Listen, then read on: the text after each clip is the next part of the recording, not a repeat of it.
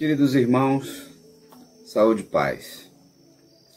Que o bom pastor, o nosso mestre e Senhor, possa continuar nos sustentando em nossa caminhada, nos ensinando a sua palavra, para que juntos eu e você possamos viver de forma obediente, de forma santa, de forma a cumprirmos a nossa missão aqui na terra.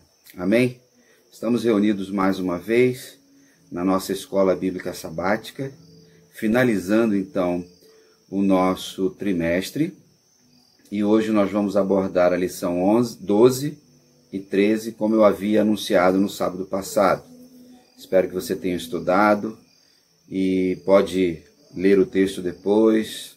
Como a gente está com a aula gravada, você pode rever todas as vezes que você quiser. Amém? Estamos aí caminhando pela fé, irmãos, vencendo essa pandemia.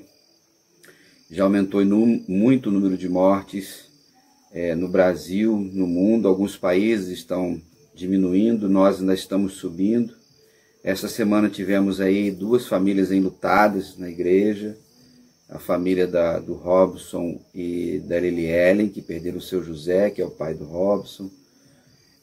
Também essa semana morreu a Doraci, irmã do nosso irmão Daniel Rodrigues.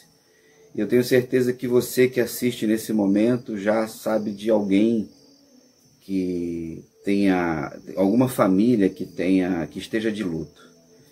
Então, o que tudo isso tem a ver com a nossa fé? Tudo, irmãos. E com aquilo que nós estamos aprendendo. E que nesse tempo que estaremos juntos, possamos refletir sobre a palavra do Senhor, buscando sempre ampliar o nosso conhecimento, sempre ampliar o entendimento das Sagradas Escrituras. E tempos esses que estamos vivendo vai nos ajudar bastante. Eu estou em isolamento, estou aqui em Papucaia, isso no sítio, está de noite, agora no momento que eu estou gravando. Talvez vocês ouçam alguns barulhos de grilos, talvez uma musiquinha bem distante. A gente tem vizinhos e às vezes, como o local tem pouca gente, uma simples música viaja com mais intensidade, não é isso? E quando nós pensamos no nosso trimestre, hoje nós vamos, essas 2 lições, a gente vai trabalhar a 3ª carta de João, correto? Depois vamos trabalhar Judas. E a carta de João, ela vai nos ensinar ainda sobre a verdade. Lembra disso? Que nós estudamos na semana passada.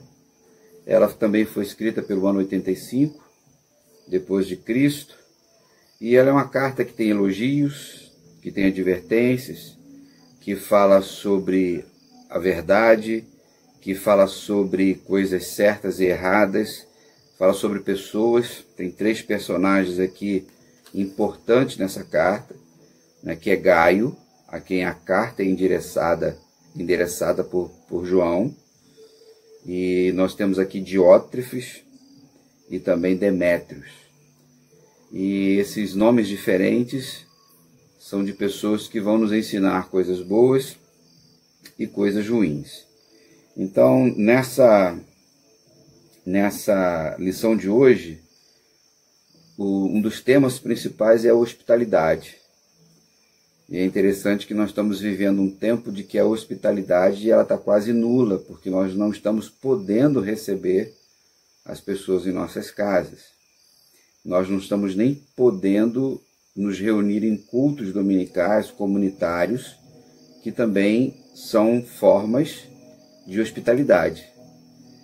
Hoje a ferramenta virtual tem sido um instrumento de acolhimento de todos nós. E quando nós olhamos para o texto bíblico, nós vamos aprender que a hospitalidade ela é muito importante para a nossa vida. E no contexto que eles estavam vivendo, mais ainda. E eu cheguei a falar na aula passada. Irmãos, quando o apóstolo João escreve essa carta, quando ele endereça a Gaio e agradecendo a Deus pela vida dele, pelas notícias que o João tinha dele, agradecia a Deus porque ele andava no caminho da verdade.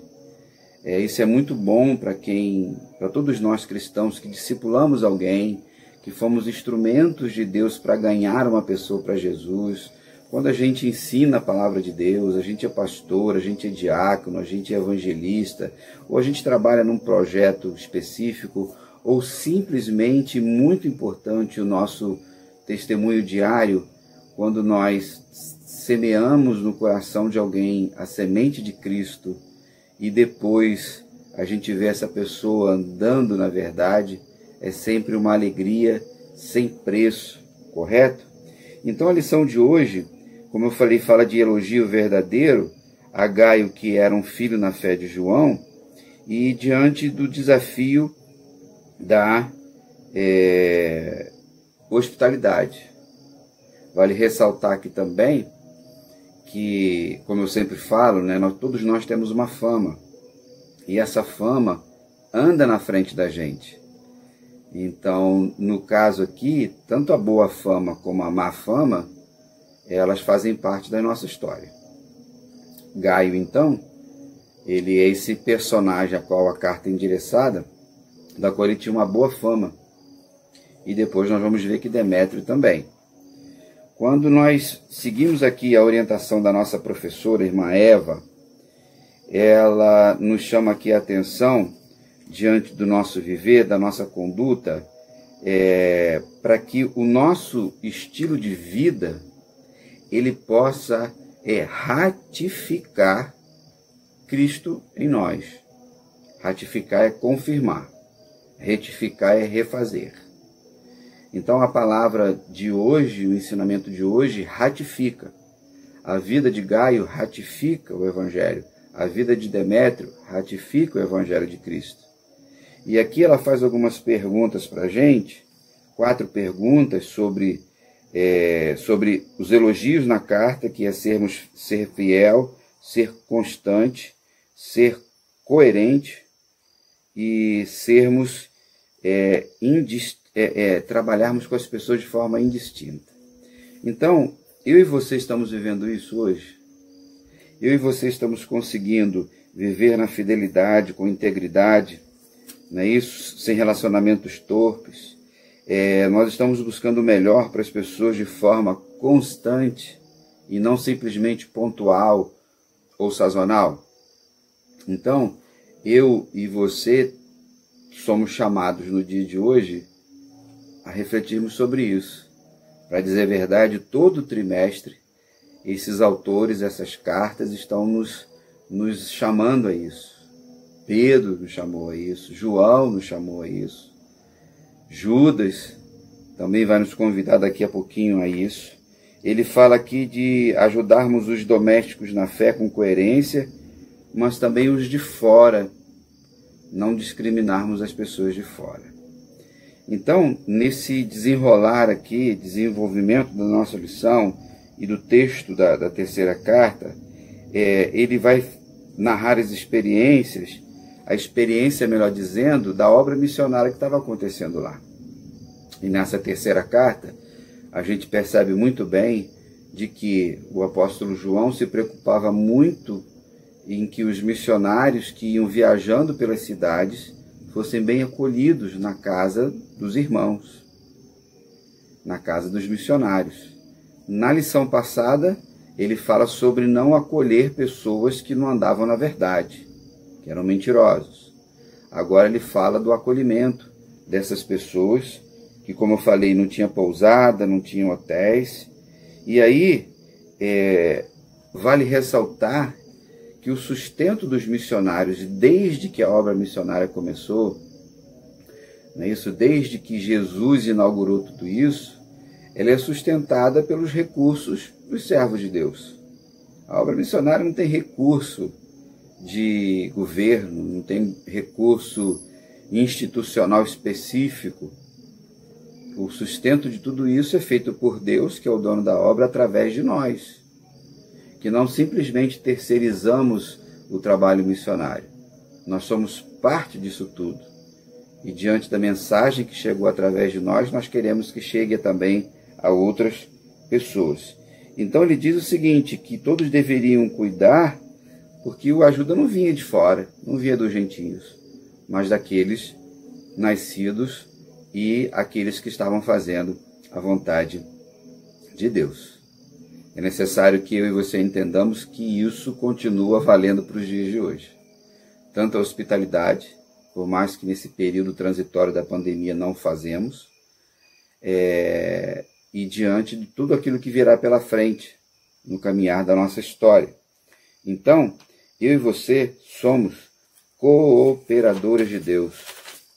A Bíblia deixa isso bem claro. Quem opera todas as coisas é Deus, mas quem coopera somos nós. Isso é grande privilégio. Por isso eu e você precisamos ter um compromisso com a obra missionária. E temos a cada dia estimulado isso na nossa igreja, desde as calçadas do nosso bairro até os confins da terra, passando por várias etnias, passando por várias culturas, por vários territórios, por vários países, começando aqui do Brasil mesmo, por todos os estados, enfim, em tantos outros lugares. Nós, como Igreja de Cristo, temos então os pés formosos, como falei também na última aula. Quão formosos são os pés daqueles que anunciam o Evangelho, que anunciam a boa notícia. Seguindo aqui o nosso caminhar, nós vamos chegar agora, teve o elogio para Gaio, e agora tem uma advertência, uma crítica severa do apóstolo João para esse tal de Diótrefes, que ele não estava permitindo que os missionários ficassem na igreja, e também estava impedindo que as pessoas o fizessem. Aí para você aprender, refletir que os maiores inimigos estão dentro da igreja. Aqueles que se dizem ser cristãos, aqueles que se dizem ser de Deus, aqueles que têm o mesmo sotaque que a gente tem, os mesmos jargões, mas muitas vezes são aqueles que mais atrapalham o desenvolvimento da obra missionária, o desenvolvimento da igreja como um todo. E aqui a autora vai elencar para a gente aqui que ele era presunçoso, ele era uma pessoa inacessível, ele era malicioso, ele era opressor e repressor. Então, irmãos, não é privilégio daquele tempo, não é isso? Hoje também existe, em todos os lugares, no trabalho onde você está, na escola, na faculdade, você vê no sistema religioso, você vê no sistema político. E quem sofre são aquelas pessoas que estão lá na outra ponta e necessitam de tudo isso. Diótrefes, então, é o mau exemplo que nós temos aqui de alguém que, com certeza, não terá parte na eternidade com Cristo. João vai dizer, então, nessa carta, que não vê a hora, a oportunidade de, face a face, chamar ele para uma conversa e expor para ele determinadas situações. Como João estava naquele processo de perseguição, muitas lutas para a igreja naquela época, a situação não era tão mais fácil como a gente imaginava. Mas o desejo de João era dar instruções pessoalmente.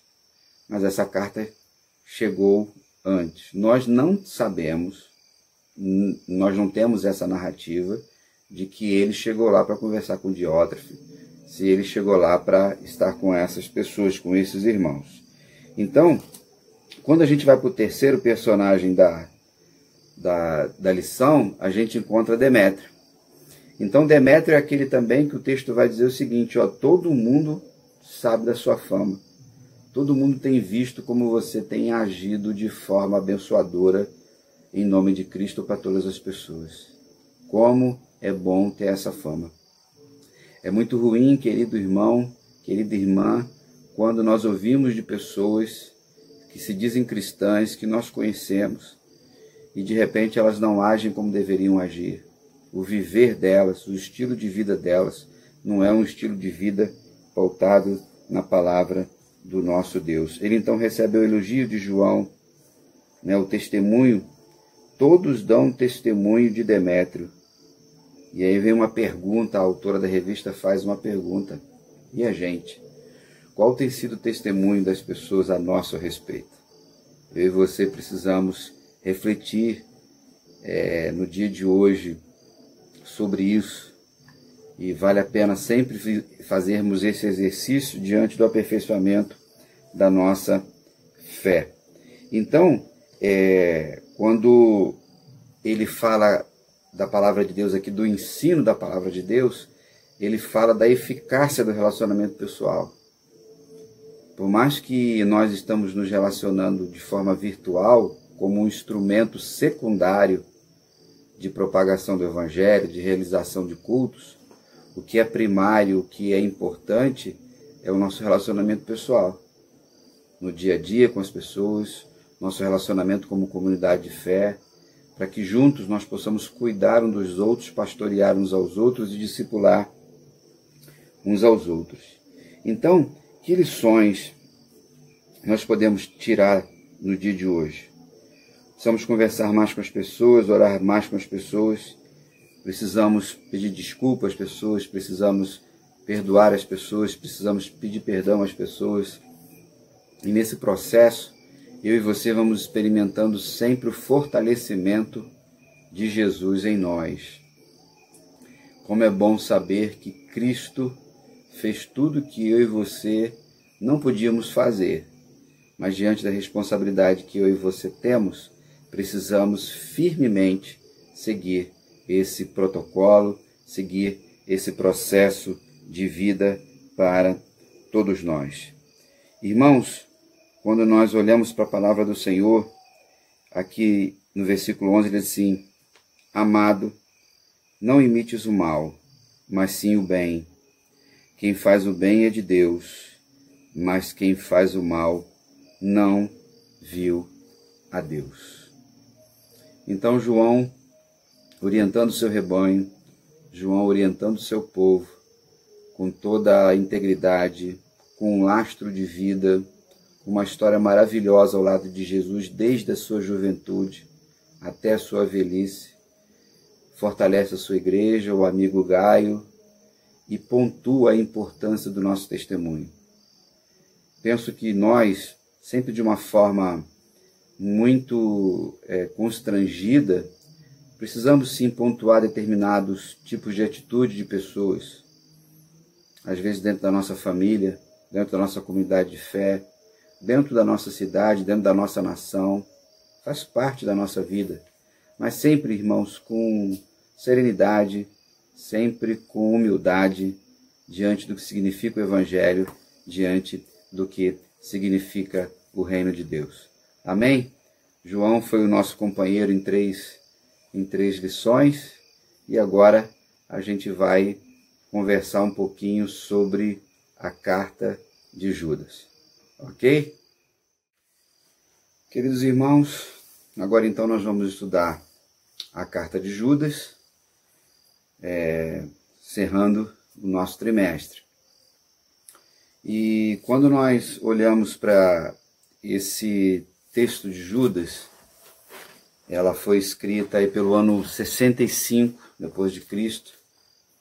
E logo quando ele escreve, ele fala sobre ser servo de Cristo, irmão de Tiago.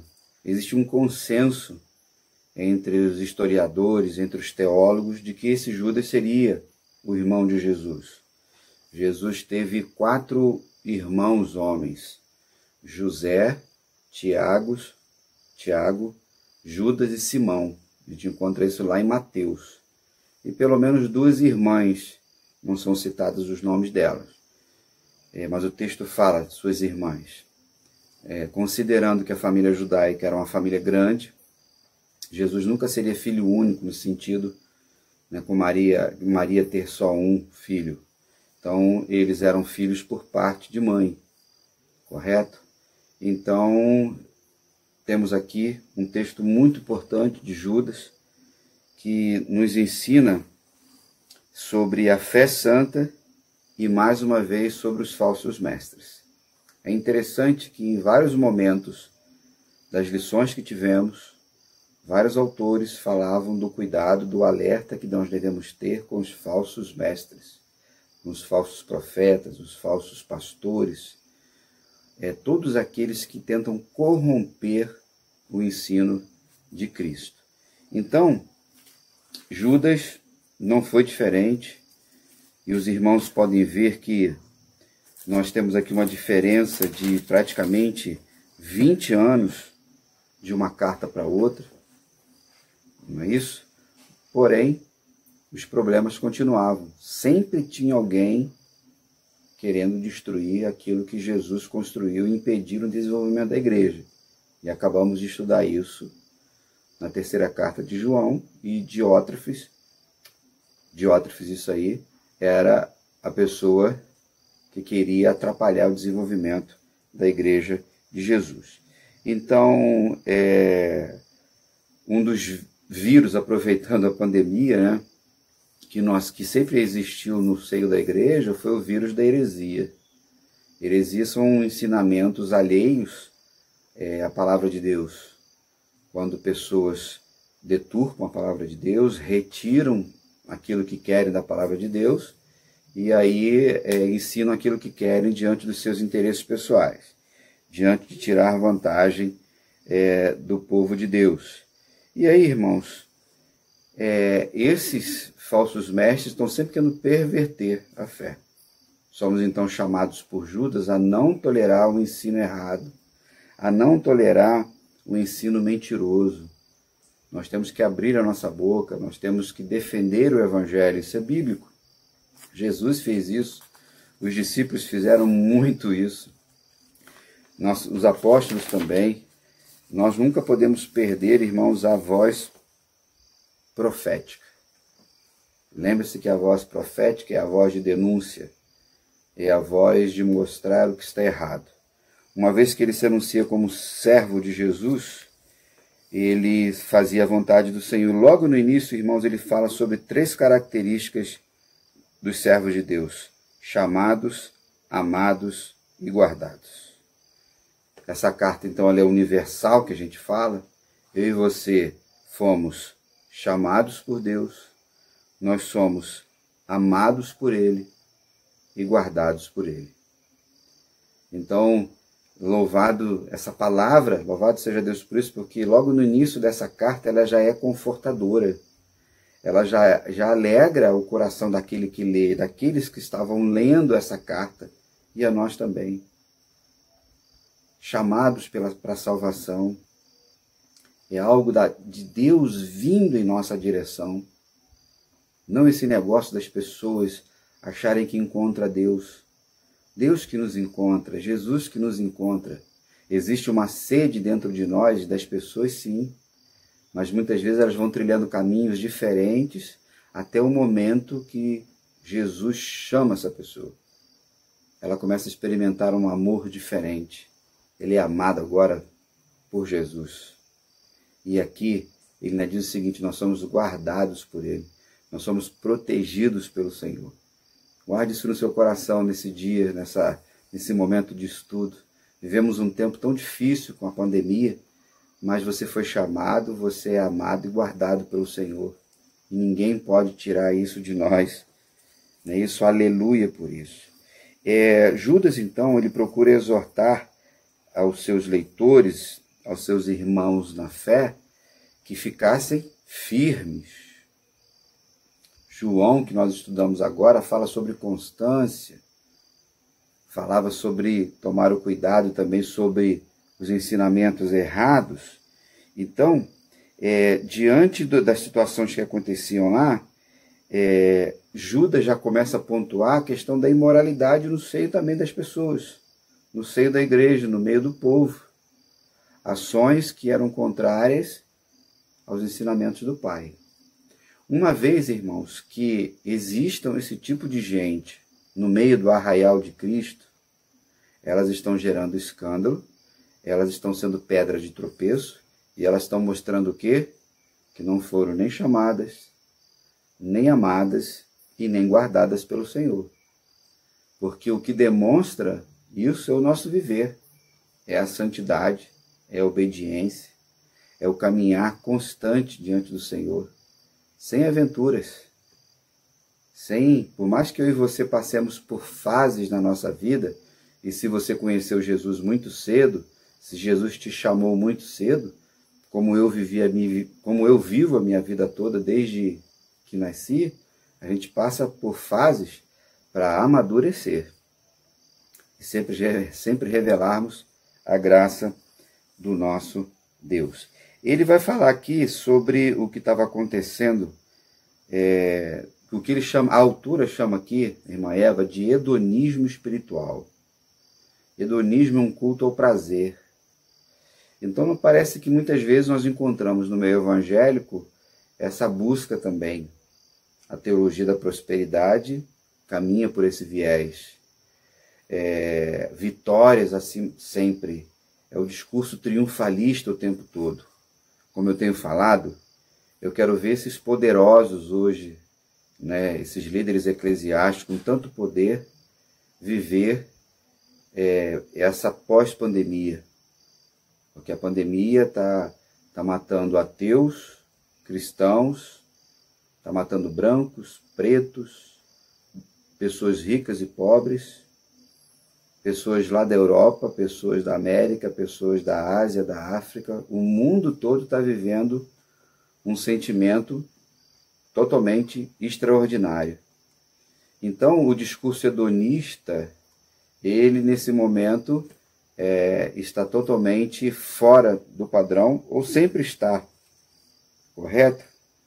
Esses ensinos, irmãos, estavam atrapalhando a vida das pessoas. E o que ele incentiva aqui era que houvesse daqueles que estavam na fidelidade trabalhar com aqueles que estavam vivendo no pecado. Sermos salvos pela graça do Senhor, e uma vez salvos, sempre salvos, significa que eu e você andaremos na salvação até Jesus chamar a gente. Nós andaremos na luz. Eu estou aqui agora na varanda, está tudo escuro à minha volta aqui, que não dá para vocês verem. Tem uma luz aqui bem forte, que está me iluminando, e vocês estão me vendo. Então, o chamado de Deus para as nossas vidas envolve esse caminhar e ficarmos firmes na luz. Não é porque somos salvos pela graça, a gente vai fazer o que a nossa carne quer. Isso não existe. E aqueles que defendem esse tipo de prática, ou defenderam, eu tenho certeza que você conhece alguém que ficou pelo meio do caminho, porque nunca tinha sido o quê? Chamado, amado e guardado pelo Senhor. Esses verbos chaves nessa carta no dia de hoje. Então, eles sabiam que eles deveriam saber dos efeitos do pecado, nos seus corpos, nas suas vidas e na vida daqueles que estavam à sua volta. Quando Judas faz essa exortação, ele fala sobre diligência pela fé que uma vez por todas foi entregue aos santos. Lá no versículo 3. Uma vez por todas foi entregue a nós. Santos significa o quê? Separados. O Senhor nos separou para continuarmos levando essa verdade de que o Senhor nos chama, o Senhor nos ama e o Senhor nos guarda. Judas, então, trabalha para que as pessoas não pervertessem a mensagem do Evangelho. Diante disso, eu e você continuamos com a mesma responsabilidade. Quando pessoas nos dias de hoje querem diminuir o valor de Cristo na cruz, querem desvalorizar, minimizar aquilo que só Ele podia fazer. E que eu e você somos beneficiários disso. Não porque mereçamos, mas por causa da graça e da bondade de Jesus. Então, nós somos chamados também a combater esse tipo de problema. Eu tenho uma característica, e vocês que são minhas ovelhas, são meus alunos, sabem disso, de não me calar diante da injustiça à minha volta, diante de mentiras que são pregadas, em todas as esferas. Trabalho questões familiares, trabalho questões eclesiásticas, questões no âmbito político, no sentido amplo, para que nós entendamos o mover de Deus também nos governantes, e a Bíblia nos ensina isso. E a primeira coisa é orar por eles, e todos os dias eu e você precisamos orar por esses governantes, para que eles tenham sabedoria para conduzirem tudo isso que está acontecendo nesse país. Nesse processo, então, queridos, eu e você precisamos continuar firmes. Quando eu já falei aqui para vocês sobre o gnosticismo, que vem de gnose, significa conhecimento. Esses ensinos, que vêm da influência de Platão, trabalhava a ideia de quê? De que o corpo era mau, mas a alma era boa. Então eu poderia praticar o pecado no meu corpo, que ele iria morrer, mas a alma, que é eterna, ela não seria afetada e seguiria a sua jornada. Mas não é isso que a Bíblia diz. Não é isso? A Bíblia fala que nós temos uma natureza pecaminosa e que está tudo junto, corpo, alma e espírito. Não dá para fazer essa dicotomia ou tricotomia ou retirar tudo isso. Nós precisamos estar atentos. Judas também combatia esse tipo de doutrina que fazia com que as pessoas se desviassem.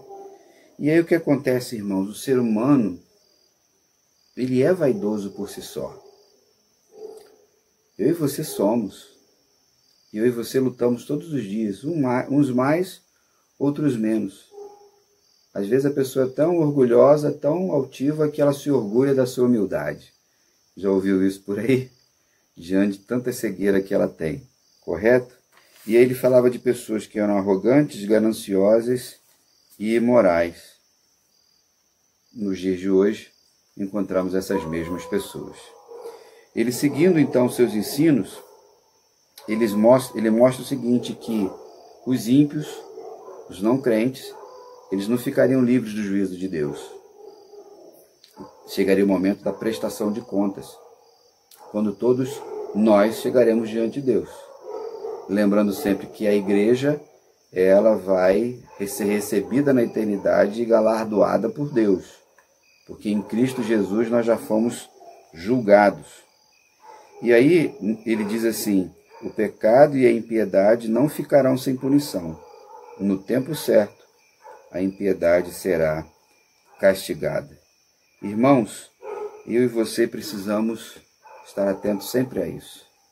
Nesse livro aqui de Judas, ele ainda vai citar o anjo Miguel, ele vai citar Moisés, ele vai citar Caim, ele vai citar Balaão, ele vai citar até o próprio Enoque.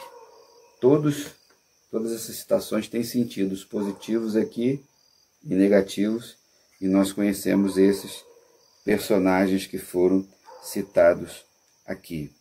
Eu e você, então, somos chamados a vivermos uma vida cristã autêntica, perseverando em oração, nos guardando e tendo uma esperança de eternidade. No nosso discipulado, então, nós trabalhamos para convencer as pessoas, usando da estratégia bíblica, para que as pessoas possam sair da escuridão, as pessoas possam ser chamadas para a luz em Cristo Jesus. Algumas delas, muitas vezes, por falta de conhecimento, irmãos, têm dúvidas. Talvez você esteja me ouvindo agora, está iniciando a fé cristã, várias dúvidas vêm. Nós, os mais experientes, aqueles que somos mestres, ensinamos, pregamos, precisamos ajudar uns aos outros. Para o que? Fortalecer. Porque uma maçã podre pode estragar as outras. Eclesiastes 10 vai dizer mais ou menos assim, que uma mosca morta, ela faz com que um unguento perfumado tenha mau cheiro. Da mesma forma como a estultícia, a estupidez, pode estragar a sabedoria. Então eu e você, num caminhar diário em Cristo, precisamos estar atentos, sempre cuidadosos, irmãos, e não deixarmos muitos que estão à nossa volta serem enganados. Sempre alertas, tomando cuidado para não sermos seduzidos pelo sucesso aparente. Talvez você que esteja me vendo já tenha passado por isso. Tantas igrejas aí, pseudo-igrejas, pseudo-pastores, oferecem tanta coisa com o discurso do sucesso.